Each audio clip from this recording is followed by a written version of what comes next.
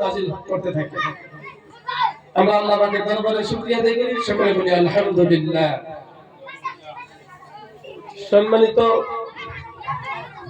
হাজিরিন, বাংলায় একটা কথা আছে, সর্ব অঙ্গে ব্যথা ওষুধ দিব কোথায়। কোন বিষয়ে আমরা আলোচনা করব? আমরা এই জাতির সমস্যার মধ্যে জর্জরিত হয়ে আছি। এমন কোন অন্যায় কাজ নাই যে কাজ আমরা মুসলমানেরা করি না। এই বাচ্চা মেয়ে একদম চুপ থাকো।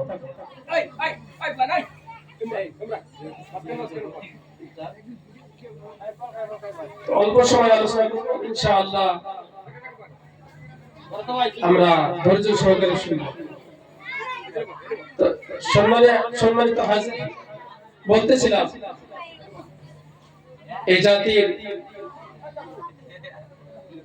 মহা মুসিবতের সময় আমাদের সম্মুখে। এই জাতিকে সংস্কার হতে হবে। এই জাতি আমরা আল্লাহ রাব্বুল আলামিনের দিকে ধাওতি হতে হবে। আমরা আল্লাহকে বাদ দিয়ে পৃথিবীর জড় বস্তুর দিকে আমরা ধাওতি হচ্ছি।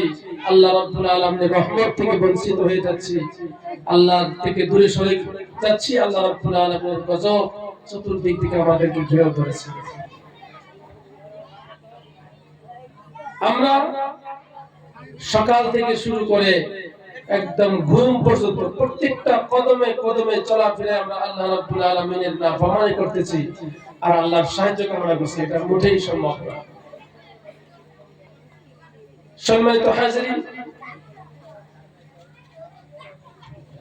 আমরা আল্লাহ রাব্বুল আলামিন আমাদের উপরে 5 ওয়াক্ত দিনে নামাজ ফরজ করেছেন।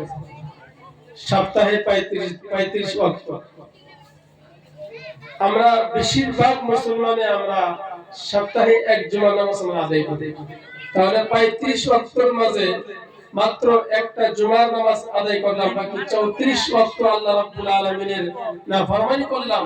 তাহলে আল্লাহর রহমত, আল্লাহর দয়া, আল্লাহর বরকত আমাদের উপরে কেমনে আসবে? আমরা আল্লাহ রাব্বুল আলামিনের নাফরমানি করে আমরা আল্লাহর সঙ্গে জুলুম করতেছি, যার কারণে আসমান থেকে কোনো ফয়সালা আমাদের উপর আসতেছে না। আল্লাহর প্রতি ঈমান, আল্লাহর প্রতি বিশ্বাস যদি আমাদের কলিজার মধ্যে থাকতো, আল্লাহর ভয় যদি আমাদের কলিজার মধ্যে থাকতো, তাহলে আল্লাহর রহমত, আল্লাহর বরকত, আমরা আল্লাহর সাহায্য অবশ্যই আমরা পাইতাম। সাহাবা কেরাম রিদওয়ানুল্লাহি তাআলা আলাইহিম আজমাইন যেমন পেয়েছিলেন। আল্লাহ রাব্বুল আলামিন বলেন, ওয়ালাউ আন্না আহলাল কুরা